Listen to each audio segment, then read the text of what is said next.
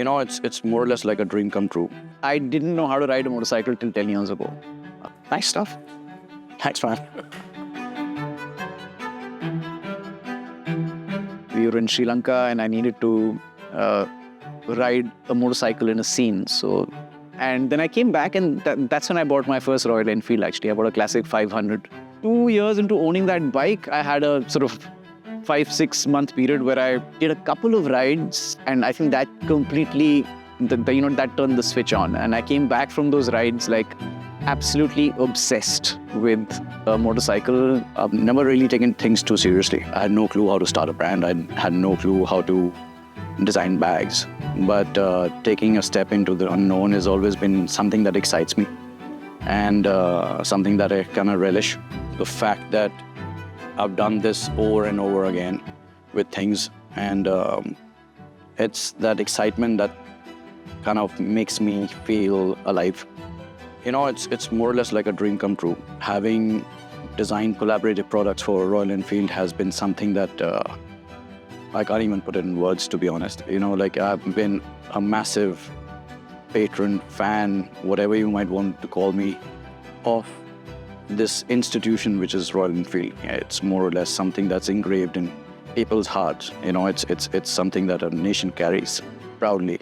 The fact that we are kind of old school as well in terms of handcrafted products. We kind of go down the old route of getting our hands dirty when we make our products, and we're kind of proud of that. And I think that kind of resonates in the same way how a Royal Enfield rider would be doing the same. When we did start designing the collection, we obviously a lot of ideas and how we wanted to do it. But at the end of the day, we wanted to do something which kind of stands the test of time, with the fact that the bike also is more or less a time capsule for anyone who's riding it. Because it's not that you just have a bike and you're gonna change it in every 2 years. It becomes a part of your family, it becomes a part of your personality. And that's what we try to create in the product as well.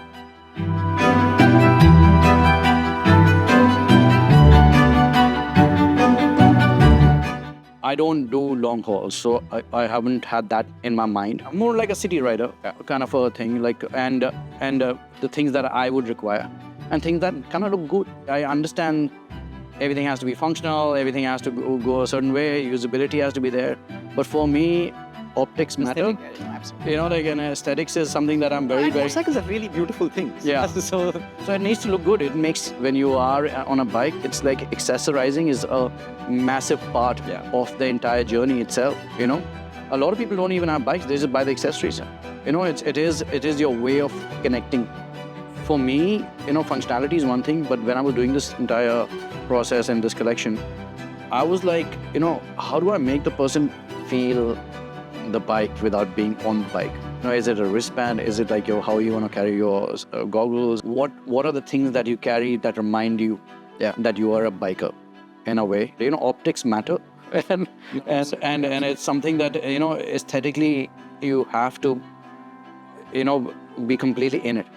With the RE and the collection that we've done, we've kind of kept that in mind. There's a toolkit that we designed that we spoke about. Backpacks are there. Then we have a spectacle case that there's lots of things that kind of put it all together. Anyone who's walking in would relate to something or the other. We're even doing a custom helmet, which is limited edition. So I'm excited about it. I'm actually told them that I'm keeping one. It's open chin, but it's got a visor and everything on it. So I didn't ride a bike till maybe 10 years ago. That's when I learned how to ride for a project that I was working on. And since then, I've spent a lot of time riding.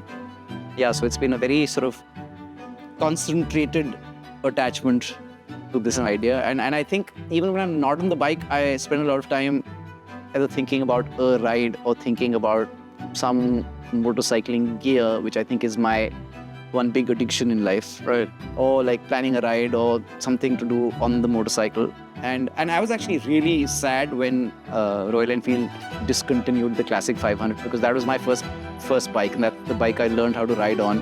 I had customized 2 bikes, and that's the reason I started riding in the first place. I love to deconstruct.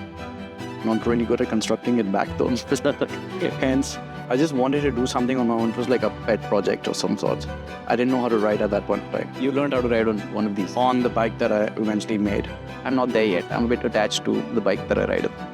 Yeah, same. Like I just like, and I do custom, right? So like for me, I like to create the parts and do certain things that kind of make me feel that it's got my DNA in it, in a way, similar to the the collaboration that we've just done. Yeah. It's more to do with, and this is like a fabulous homage of some sorts of to Enfield, doing a collection which is I know exactly the kind of audience that will end up buying it. In fact, I had no idea that you were interested in motorcycles till I received the tool roll that you did. The toolkit. Yeah. We have done a newer version of the same for this collaboration as well. You're gonna end up seeing that, and it's a pretty handy, smaller, more compact toolkit which you can actually take on your bike. Yeah.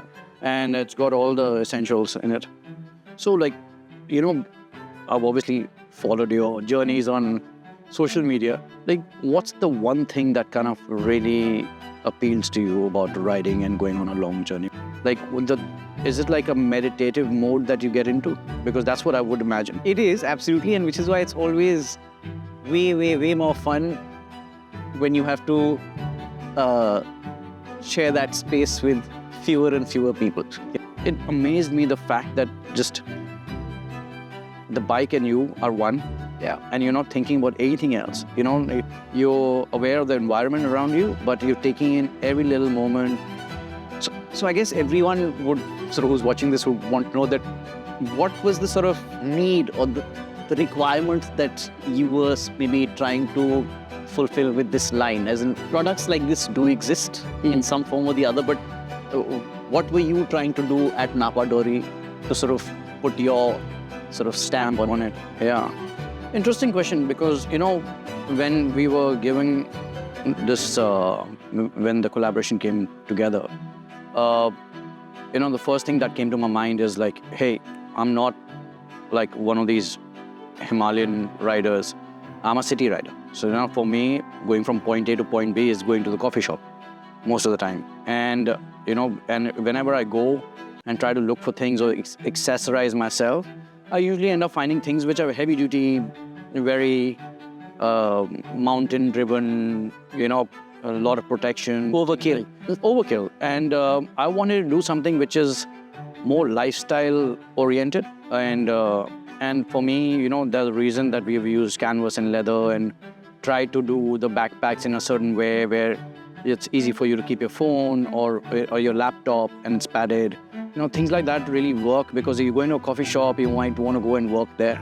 And you don't want to look as though you just stepped off a spaceship. No, 100%, and it's the same thing which happens more or less with the travel industry. Every suitcase is a certain way, and then you feel that, okay, this guy is going on a complete world tour. But, for me, your personal style needs to reflect in every situation that you are in. And hopefully we have tried to do that in this range. And obviously, the sort of, it goes without saying that each of these things that you've made as part of this collaboration can be used by somebody who has absolutely nothing to do with motorcycling as well. And 100%. work just as well. So, I mean... Yeah, like, so it kind of portraying your lifestyle other than just being on a bike. Yeah. It is a handcrafted product. It is, got to do with the slowness of life in a certain way. And even if you're on a bike, you just feel the fact that, okay, there are certain things that are made with love and care. And that's what you do when you are polishing your bike. And that's what you do when you're carrying your bag. Take your sweet time.